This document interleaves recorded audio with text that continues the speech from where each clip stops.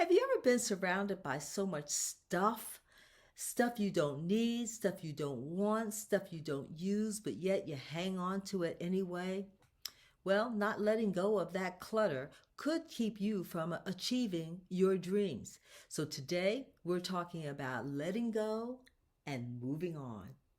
Hi, I'm Executive Coach Constance Howard, and welcome to my YouTube channel where women are inspired to be the best version of themselves. Now, before you watch the video, click the subscribe button so that you can join this community of fearless women. And click the bell so you'll be notified when new videos come out.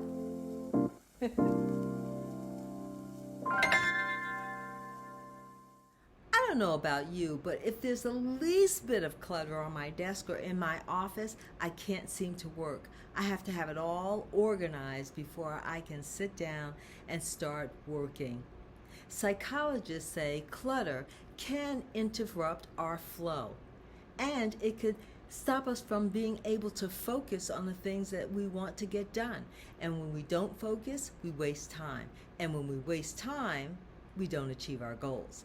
So I sat down with an organizer to discuss how you can get your stuff organized, get rid of the clutter, make sure your clutter has a second life, and that it stays out of a landfill.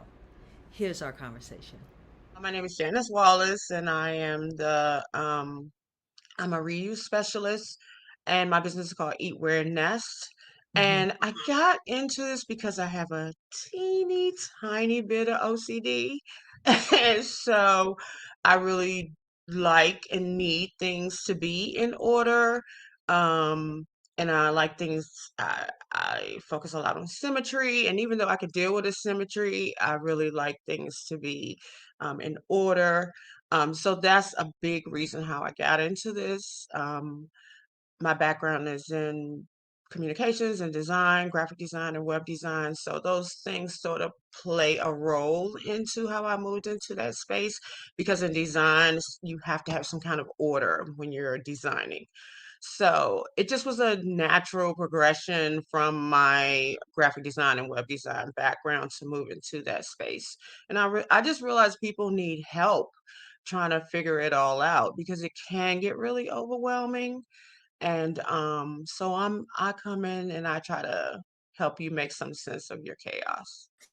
Right. And I think what happens for a lot of us is that we don't know that it is slowly creeping up around us. What happens is, we take in more than we need, right? Or we hold, maybe not take in more than we need. We No, we hold do. on. No, we take Okay. in more than we need. We Okay. absolutely take in more than we need. Right, and then we hold on to it, right? And I know from, I'm a very organized person, and so I don't allow things to like pile up. But I do what a lot of women do, which is, well, I was a 4 years ago, 10 years ago, I'm gonna get into that again. And so I hold on to the stuff, right? And I don't let it go. Do you No, find that happens? that's a no. I have people that do that, that hold on to things that don't fit. And for me, that's a big no-no. Like, you should be holding on to the things that you can wear at that time. So if you're a 12 and you might be able to get in some of your 10s, I would keep those things, but things that absolutely no longer fit you should be given away to somebody else. Because I think the thing we forget when about all these things that we have is that when we have too much, there are people out there in need. There are plenty of people in need, and there are plenty of organizations that help people to connect what you want to give away to people in need. So I think if people kind of start thinking about that, it might be start to get a little bit easier to give things away, because there's absolutely some place for those things to go. So you're just, you're just, you're just. I can't think of how I want to say this to be polite, but it's just not helpful to hold on to things that you can't wear anymore. And also, it doesn't feel good to be Right. surrounded by things that you can't use, particularly women when we talk about our clothes. It Mhm. just doesn't feel good to open up your closet door and see a bunch of clothes that you no longer can wear. It doesn't Mhm. make you feel good. It Mhm. just doesn't. And I think in general, right? Clutter weighs us down. Like we struggle with getting rid of it, um, but thinking that we have to have all of this stuff, we have to keep it, right? But it really does weigh us down. It does. Talk a little bit about one, why do we hold on to so much? And why do we struggle with giving it away or, getting rid of it? I think studies have shown that procrastination and clutter go hand in hand. So, a lot of the reason why people don't give away things is really greatly tied to procrastination. That people just see it and just think, "Oh yeah, I'm gonna get to that eventually." And eventually never comes. And not only does eventually never come, but then you pile on more on top of what you didn't touch the first time. So it just starts to be slowly, slowly, slowly starts to become a problem. And studies have also shown like it has something to do with aging as well. Like the older we get, the less likely we are to deal with things. And also clutter could be symptomatic of other things like depression and anxiety disorders. So there could be a larger thing going on when you just are refusing to declutter your items. Mhm. So, give me some reasons why we struggle with getting rid of stuff?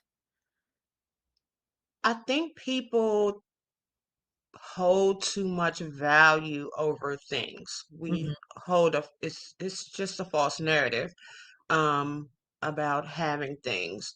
If you're, for example, if you're in your kitchen and you have 5 spatulas, that's 4 spatulas too many. minute. But Right, people do it. And also I find the biggest thing I find with my clients is that because they're not organized, mhm, they don't realize what they have. Like mhm, that's the biggest thing. I had a client, I was organizing her closet, and as I organized her closet by thing and then by color. mhm. And so I was organizing her dresses, and she had 4 of the same Are you dress. kidding? I am not kidding. Did But she she realize couldn't it? tell that until Yeah. I organized it and put those red dresses together. Then she was like, "Oh, okay." Mhm, So mhm, it's things like that. You don't really, if you're not have some kind of organization going on in your home, you mhm. really don't know what you have. And so what people instinctively do is go out and buy another one Right, when right. when they can't find that one thing. And also, I also do packing and unpacking. And when I've been packing, my clients the same thing. I'll Mhm, be packing something, and they'll be like, "I've been looking for that for the longest," and oh, right, I replaced it, and I have another. And it's just because you're not organized. right, right, So, right. yeah, The other thing that that has a I lot to do with find it.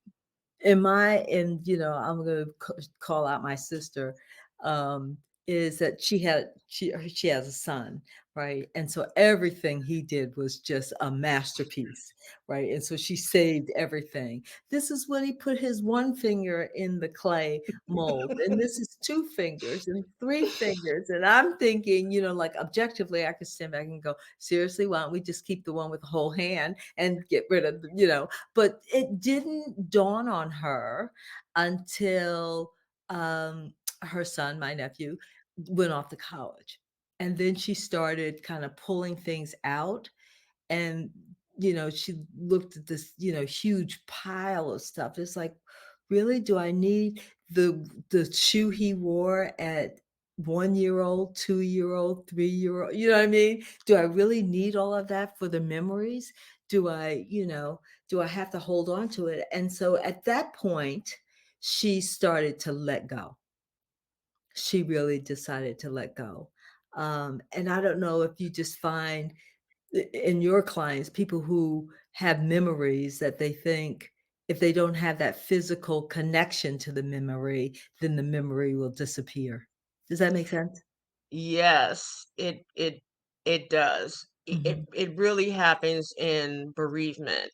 Mhm. Mhm. It's really difficult for people to get rid of things that belong to somebody that was very special to them, a family member, a friend. I had a client whose father died, and he had, I know it was 50 ties that his Mhm. father owned. And Mhm. I said to him, you know, these ties have a story.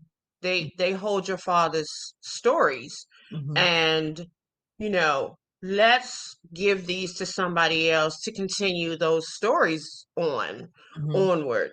Mhm. So they can have new stories. Mhm. Let another gentleman, start his story with these ties, and it'll go on and on and on to keep the Mhm. story going.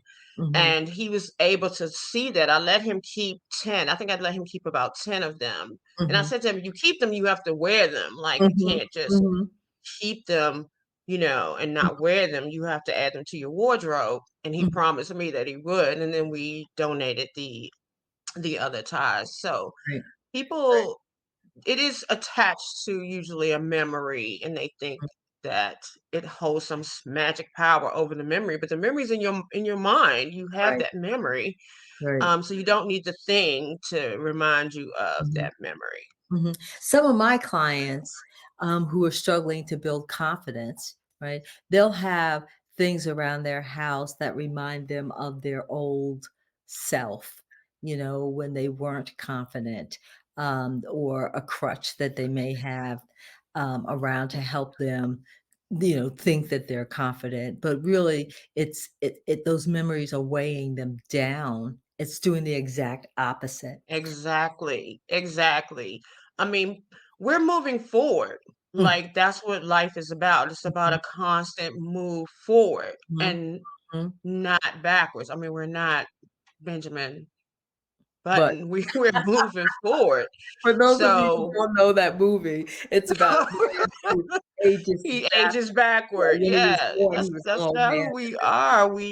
We are creatures that are moving forward. And so your past only serves you to a small degree, but the moments that are the most important is what's going on right now, Right, and then the hope for the future. So looking backward, it's that's never going to serve you. It's right. never going to serve you to look backwards or live in the past. Mhm, mhm. I So did want to say one thing, Constance, that I mhm, wanted to get out there. I think another reason why I find that people don't want to get organized is because there's this notion that organization is about perfection. And mm, that bothers me so much because that is just not true. mhm, Organization isn't about being perfect. Organization is about making your life easier mhm, by putting your space, organizing your space in a way that it's easy for you to find things. mhm, That's really mhm. what organization is about. It's not about perfection. Right, right. I cannot stand clutter, around me, and what happens is if I sit down at my desk and it's just the least bit out of order, I can't think. My eyes will go back to that pile that is like, "Ugh, what is in that pile?" And,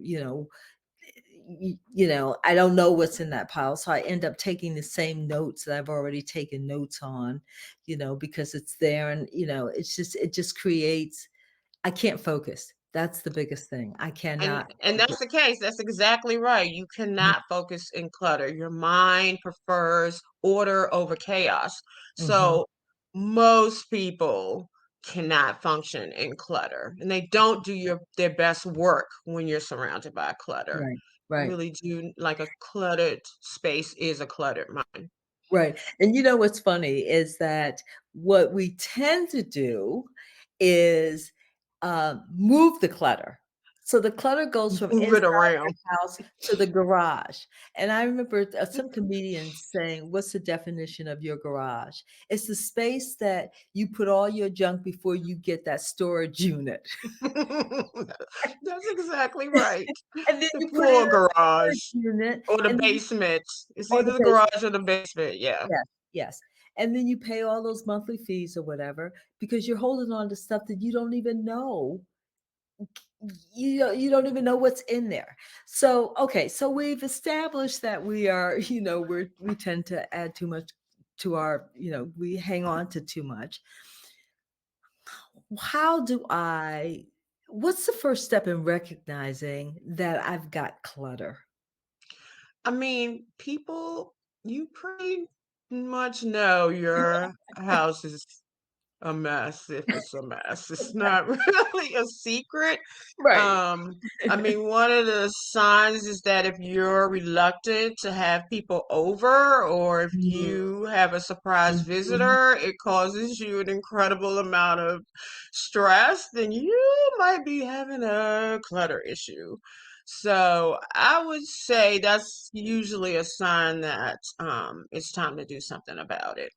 Okay, so I recognize that I have clutter, and I think you're absolutely right. I think that when you have clutter, you have clutter. When you can't open that drawer or that closet, you open That's the door exactly and it's right. falling out, you have clutter. Okay, so we've established that. No big, we don't need a quiz. No quiz. Okay, we don't need that. Mm-mm. You know. Right, All right, so what I don't know is where to start, how to start. How do I get going? Well, the first thing they say you're not going to overwhelm yourself is to pick a space that is driving you crazy. Like the space oh my God, if I don't get that kitchen organized, it's causing me issues with cooking when I'm trying to cook. Mhm, It increases the time that I need to cook. Um, Pick that space. And mhm, then the best thing to do is do it when you have free time. Most people are off on the weekend, so it's better to pick a day where you can put some time to it. And usually most people work on the weekends, but if you have several days off or something like that, I mhm, would take a free day. mhm, Set that day aside, put it on your calendar. This is declutter day or whatever, mhm, spring cleaning or whatever it is. Set that day aside. mhm, And then, let's take the kitchen, for example. Say you want to declutter your kitchen. The best thing to do is to take one cabinet at a time, pull mhm, everything out of that cabinet, and then start to make decisions about whether or not you need all of these things. For example, I have clients who have a cabinet full of mugs. It is a Oh, problem. that drives me crazy. It is a problem in this area with mugs. So I would say pull out all your mugs, put all your dishes, pull out everything in that one cabinet, and then make decisions. You don't need 50 mugs. Mhm, mhm, Five. You might need five, depending on how many people you have in the home. mhm, And then set those aside. Dishes. If you have a bunch of dishes you're not using, pick the mhm, dishes that you love, and then the ones that are okay and you can live without, put those aside. mhm, And then as you choose in that one cabinet what's important to you and what you really need and what you really want to keep, then or when you put it back into your cabinets, organize it by thing. So put all your plates together, put all your mugs together, put all your drinking glasses together, put the shorter ones together, and then put the taller ones together. And you do that as you are putting things back into the cabinet. And mhm. that's how you will get some kind of organization. Do that with your pots, your pans, and definitely the other thing I see the big offender with people is utensils. They have way too many spatulas, way too many spoons. I mean, even myself, sometimes when I go on a job, I come home and I'll pull my drawers and I'll be like, oh my God, let's I think you might have too many spatulas today. And then, and then whip myself into shape. So Mhm, utensils is another big issue. People have way too many utensils. When people move together, couples come together, they don't get rid of the things that they have in duplicates, which is the mhm, first thing you need to do when you move in with someone is if your partner has utensils and you only need one set of utensils. And mhm, so mhm, that's really how you just have to take it slow, take it one cabinet at a time. Take if you're doing your closet, take it one drawer, one set of dressers at a time. Slowly go through your closet, pick out those things that you know you can wear, keep those things. take out the things that you no longer can wear, or it could just be things you don't like or things you didn't know you still had. And there Mhm. are definitely places those things can go, and pull those things out, make a pile of those things, and then package them up.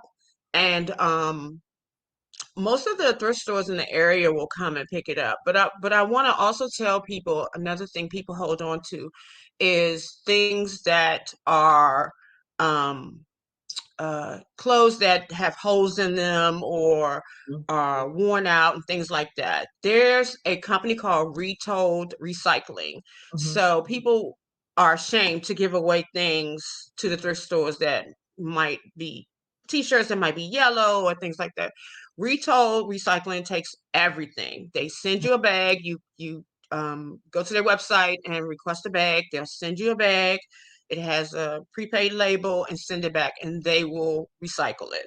Mhm. So you have no excuse. Between thrift stores and one of the local areas organizations that I always send my clients to is a Wider Circle, and Mhm. it's a widercircle.org, Mhm. because they help people with immediate need. They help Mhm. refugees. They help people Oh, that are struggling.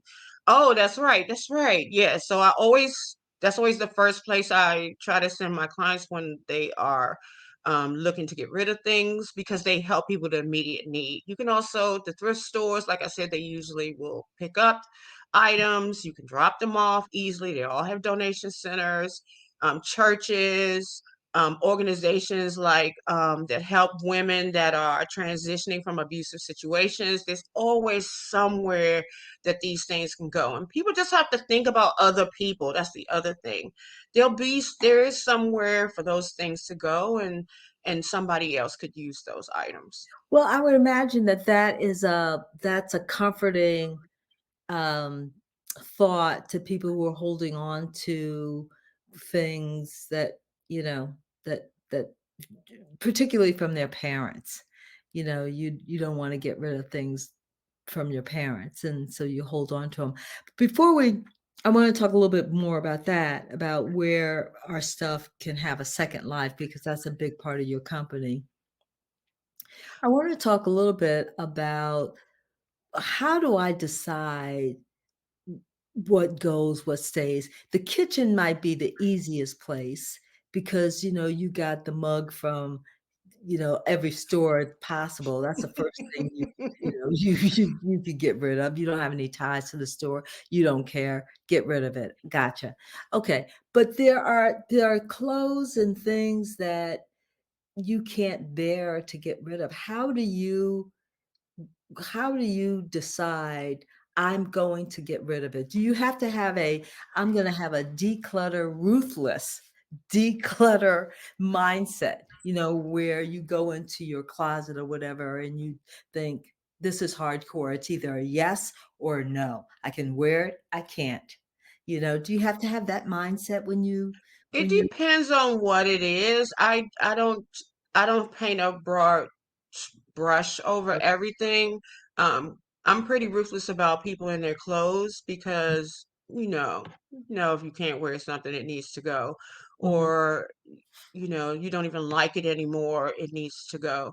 But with, like, things that people consider heirlooms or things that have been passed down, that's a mhm, little bit different. The way I ask people to approach those things. A lot of time for me, it has to be about space. Do you have the space to keep these things or display these things? Like, it's not helpful to me for you to have these things and they're sitting in a box. Do you have a china cabinet where you can put grandma's dishes? Is there a place in your home where you can highlight these things? Um, and they should be out and about, and be able to be seen. If you're holding on to something that's sitting in a box, you might want to consider, like I said before, giving that thing life, a new life, and allowing your family members' items to take on a new life with another family and tell a new story. But if you have space for it, one of my big pet peeves about holding on to things from parents and grandparents is it can't be in a box. Like that's a rule for me. If you can't display it and let people see it, and if it's art and it's not, in a frame, get it framed and hang it up. If these particular tchotchkes that you might have from your grandma, your nana, put those things out. Those things, we like to be surrounded by things that we love. I mean, it really does change your mood. It really does inspire a happier environment when you're surrounded by those things. Mhm. But Mhm. yeah, for me, a lot of it is about, do you have space and can you display these things? Can they have a place in your place? Mhm. Mhm. So, have you ever had a client where you got rid of stuff and they regretted it? Does that happen often? No, Mhm.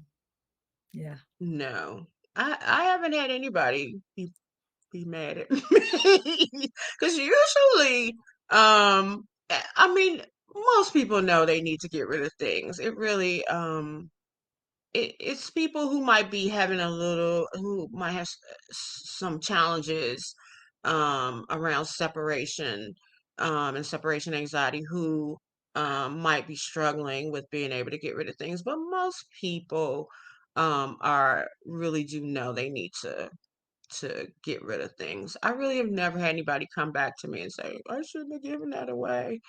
I haven't experienced that. Yeah. Yeah. As I said, I'm pretty ruthless about what comes in and what goes out, you know? It I almost have this detached,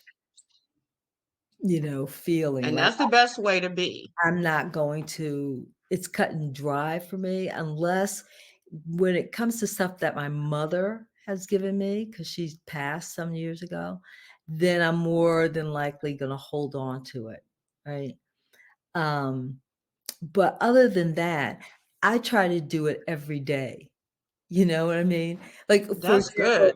for example, when people will say, how, stores and stuff will give away a T-shirt or, like you said, a mug, or it's not right there, not Right. interested, not interested. Conferences, they're big offenders. When you go to a conference, they have these goodie bags full of Yes, junk. I mean, yes, unless you're going to like a high-end right, event where they're giving out like Apple iPhones, and other than right, that, it's right. usually a bag full of stuff you don't Oh, need. And so, you absolutely don't need. So I try not to even engage with that kind of stuff because I know it's just gonna get cluttered. It's gonna go to the pantry, and I don't want it in the pantry. right, Um, that's exactly right. sidebar here. One of my pet peeves is when I open up someone's, like, drawer where they have their forks and the word escapes me, silverware, right? Hmm. And you have all of those plastic things with the plastic fork and the little napkin. It's those are the kinds of things that we will toss in the junk drawer, right? We toss it in there along with the soy sauce, the ketchup packets. Some of those packets have opened and they dripped out, but it's the junk drawer, so we just, The part of that, it makes me so annoyed. Mhm. Part of that is the fault also of the restaurants. They Mhm. really are ridiculous. They should make you ask for those things. Yeah, I know people think that's outrageous, but it's just the truth. yeah, You should have to ask for yeah, chopsticks. You should have to ask for utensils. yeah. I Because agree with you. yeah, I you're agree with you. just I going agree. to have. It's exactly what you said. I've packed people who have a big pile of these plastic utensils, and I'm just like, do you want me to? And they never want me to pack them. Soon Right. as they see me, Right. they're like, "Oh no, I don't want those." And in my head, I'm Right. like, "Well, why do you Right. still Right. have them?" Right. Right. You Right. know.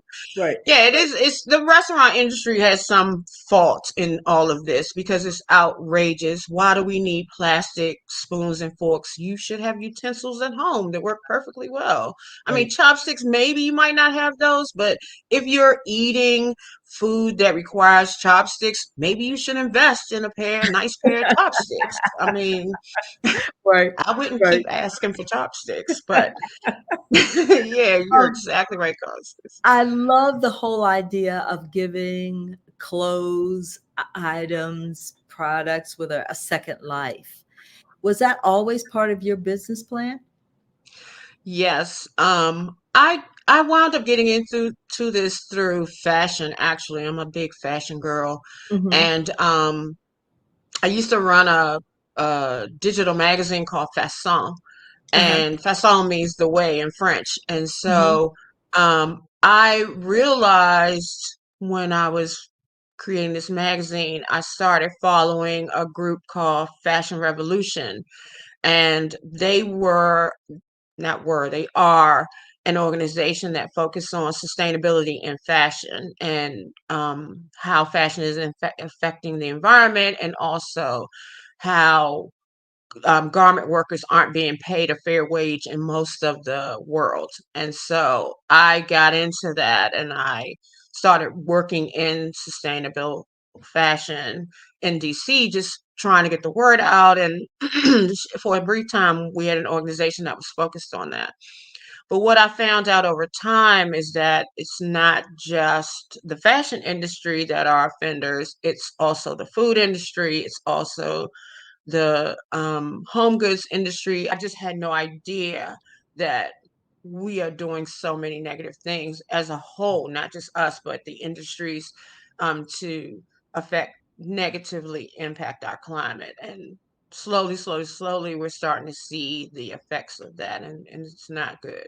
Right, right. I agree with you. I appreciate the fact that you mentioned some of these other places that you could donate, your things to. My go-to is the Salvation Army or the thrift, store. They'll come by and pick it up, and it's an easy way to get rid of stuff. Um, I just got rid of a huge load of high heel shoes like this. Like I came to Oh grips. my God, me too. Yeah, because I Because had my knees are like, no, girl, we can't wear those absolutely, anymore. absolutely. It was almost, I had to be like, girl, you know, that you You had just to have a sister girl moment. Sister think girl, you know you can't wear absolutely. those shoes. You don't even open the box. You don't even open the box. You got the little picture on the side. Let it go. And the worst thing about it, Janice, is that when I looked at the bottom of some of these shoes, I had never worn them. Mm-mm. The last time I wore them was when I put them on in the store and then talked myself into, oh yeah, these fit good. I can walk these 12 steps in this store. That means, so that means I'll You be said able to 12 walk all steps. day in these shoes. Mm-mm. Ah, oh, I, yeah. and I looked at the money I wasted, and I convinced myself, oh no, this is on sale. Yeah, this is worth it. Don't beat yourself up about that Yeah, because at the time you bought the shoes, you thought you had a use for them. right, So right. I try to tell people not to beat themselves Because, up about well, something they did in the past. And you can also sell them too. You yeah, try yeah. to recoup some of your money, and it's I just Poshmark was and like, Depop. I was like, bye, you got to go. But I will tell you, and I want to know if this happens to your clients. When you do a decluttering, right? You think twice about what you buy. At least I do. Like I'm online now for Cyber Monday, right? And I got to some little gym outfit. It was cute. I looked at the price and I thought, oh, yeah, it's really inexpensive. I'm going to put it in my cart. And then I walked away and I came back and I said, do you really need another, lounge set, gym set, whatever it was. Do you really need another one, Connie? Regardless of how much it costs, do you need that? Will you wear that? Will you remember what you have? And so I'm going to take it out of my basket because it's just going to add to the pile that I already have and have not worn, by the way. Right. No, So I always say one thing in, one thing out. oh, Like, that's a good one. yeah, you can't buy anything new until you get rid of a few things. Like, that's the rule. And one thing in, one thing out. I mean, even myself, like, I reorganize my closet as the seasons come in. So, spring, summer, and then when fall, winter comes in, I change out all my clothes. And as I'm going through that and organizing, putting things back, I start to make decisions about, do I still like this dress? Do I still like Mhm, these shoes? Things mhm, like that before it goes into the closet. And then I'll pare down again and then I'll donate those clothes and I will put the rest in my closet. But yeah, mhm, it's one thing in, one thing out. You can't buy anything if you're not getting rid of anything. Like that should be mhm, your rule to mhm, sort of think about. And also, it's really difficult. I know people might feel bad about Cyber Monday and Black Friday, but you are being I, groomed is not the right word, but it's sort of Groomed the right is the right word. word. Yeah, Groomed is the right word. I mean, Yeah, advertising is a multi-billion-dollar industry, yeah. and now I'm not Mhm, even gonna say now, they've been doing this for decades where they are involving behavioral scientists mhm. in some of these companies. They're hiring a behavioral scientist to help them figure out how to sell to you.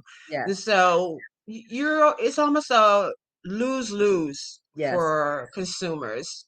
So I try to tell people you kind of have to turn off the ads. You kind of have to turn a blind. As long as you're not feeding into these ads all day long, you're more likely to not buy.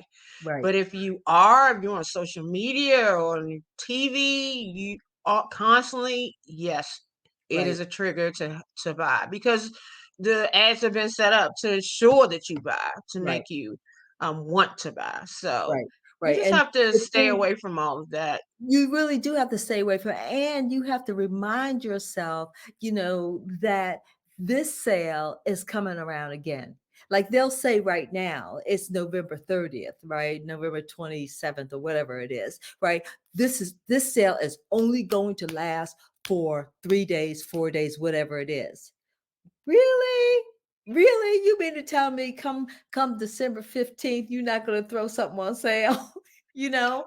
And I think Also, we get there's sucked into there's that. big margins. I Yeah, think if people understood the margins with clothes, they would not buy anything until the season at the end of the season. yeah. That's the best time to buy anything is at the end. If you need things or you're looking to fill some Mhm, holes in your wardrobe, the best time to buy if you're looking for winter clothes. mhm, Soon as February kicks in, they're already starting to put in spring stuff. mhm. So Right. Late January is the best time to buy. I never buy anything on season. Mhm. I've never paid full price for practically anything in my entire life. I Wow. refuse. I Yeah, refuse. I yeah. refuse because I know the margins. I've worked a little bit in the retail Mhm, industry and the margins are so great for mhm, something that let me like a t-shirt. You're mhm. in H&M and you think, oh, the t-shirt it's on sale for $15. That t-shirt costs 10 cents to make. And I think if people understood that Absolutely. that shirt costs 10 cents to make, you Mhm. wouldn't think that $15 is some It's worth great it. sale. You know, Right, it's really not. They're right. still making money and um they're nowhere near their costs because they built in so much margin. Mhm. So you're not getting any great deal. I Right, know when I'm getting a great deal. right. Okay, so as we wrap up, I want you to give me, um, 1 or 2 things that I should keep in mind, or give me if I have clutter and I need to get rid of clutter, I want you to give me 1 or 2 things that I need to keep in mind as I sit down to get rid of whatever I have. And well, I was going to ask for one or two tips on if I'm not a clutterer, but if you're not a clutterer, you don't need one or two tips, right? You got it going on. You got here's Yes. a question I wanted before we get to the tips I want you to give me. I want you to talk a little bit about how this is an ongoing process. It's not like you declutter, you spring 2024, I'm going to declutter and I'm going to be set free. No. Yeah. No, just because of all the things we've already talked about, like the temptation to buy something new. Mhm. It's I, you almost are driven to do it, and you're not even realizing it. Like I said, because of the marketing and advertising. But I say to people, the same thing I was saying about one thing in, one thing out. You have to. I hate to give just give one rule.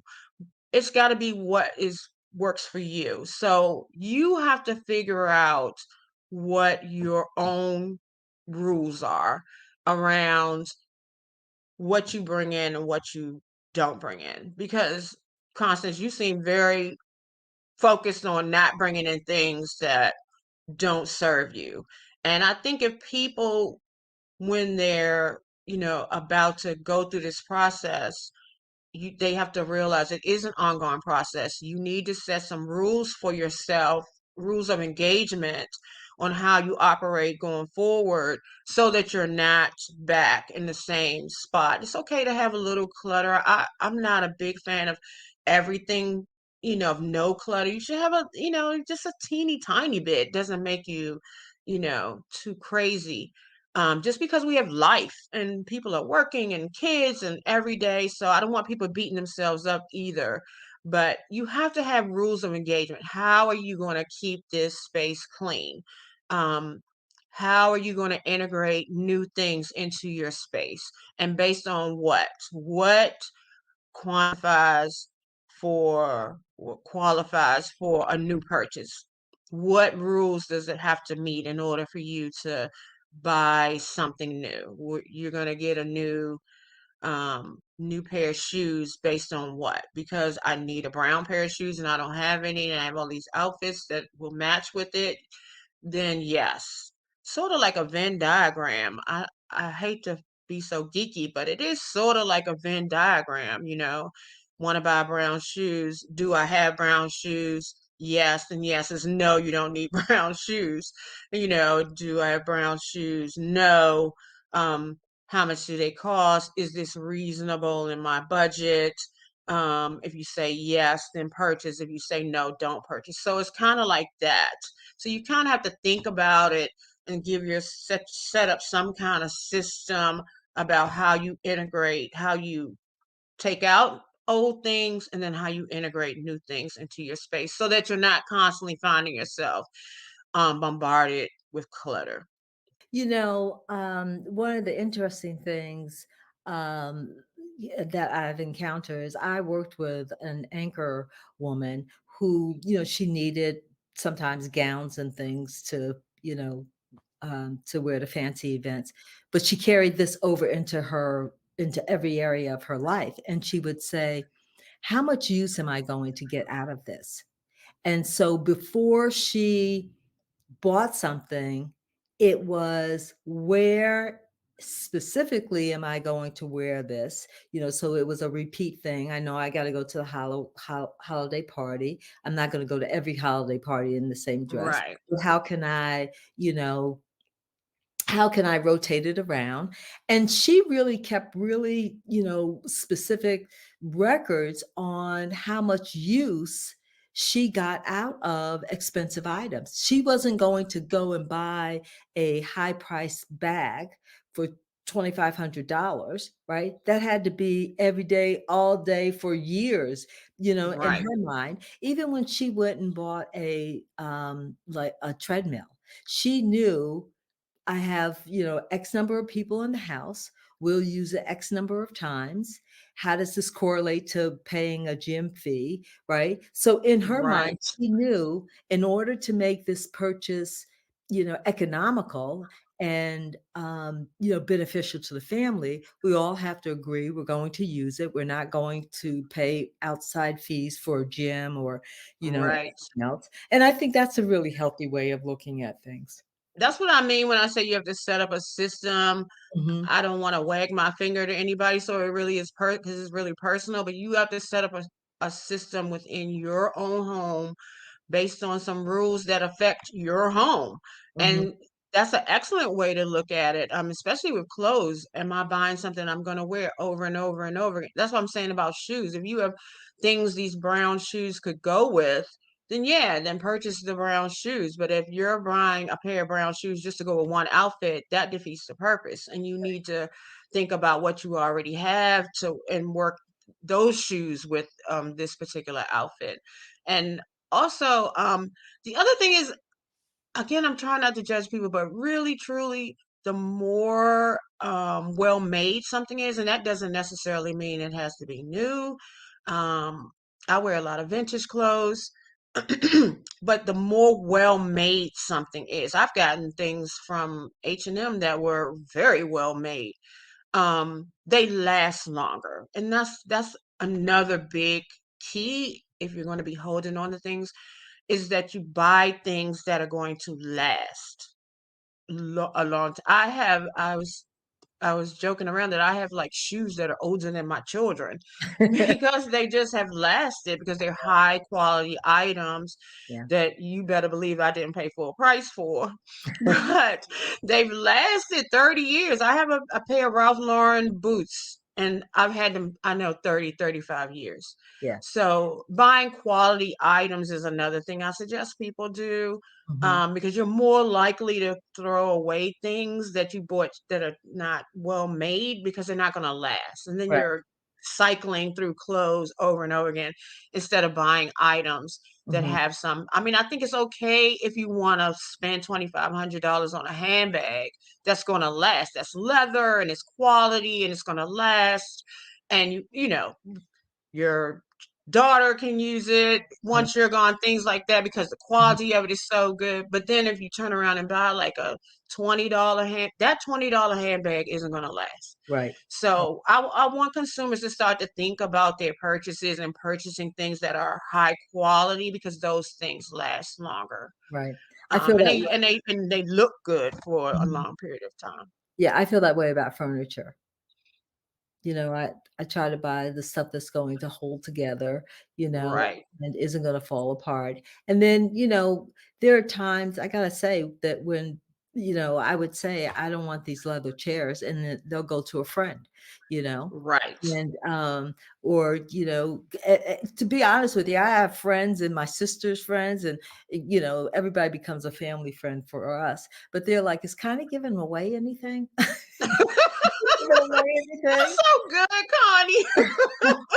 Because that's Because another thing you could do is swap yes, clothes, swap outfits. Nobody knows at work that that was your sister's sweater.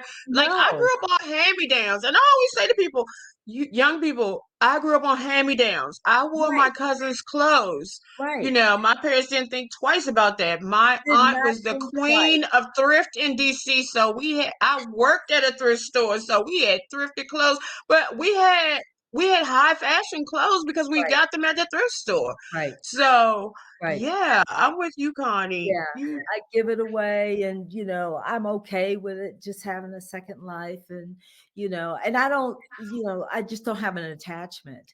Some things I have an attachment to. My sisters will look at this and they'll go like, "Oh, really? You don't have an attachment?" Because there are some things that I just, that no, I I'll go to my grave with, I understand that. I And I so totally but agree. Totally agree.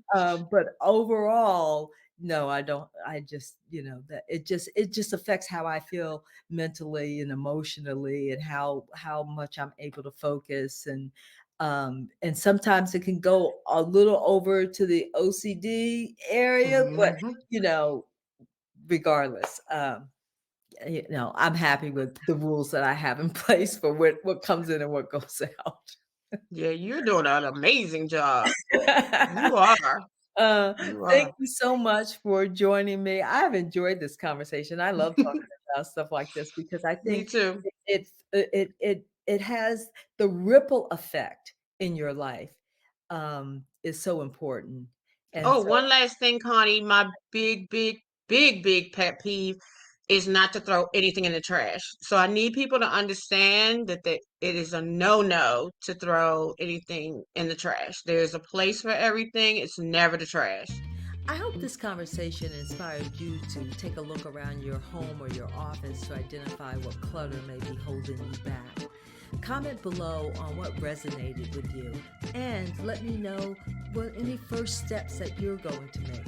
I'd love to hear from you. Now, a reminder, don't forget to hit the subscribe button and click the bell so you'll be notified when any new videos come out. Thanks for watching, and I'll see you next time.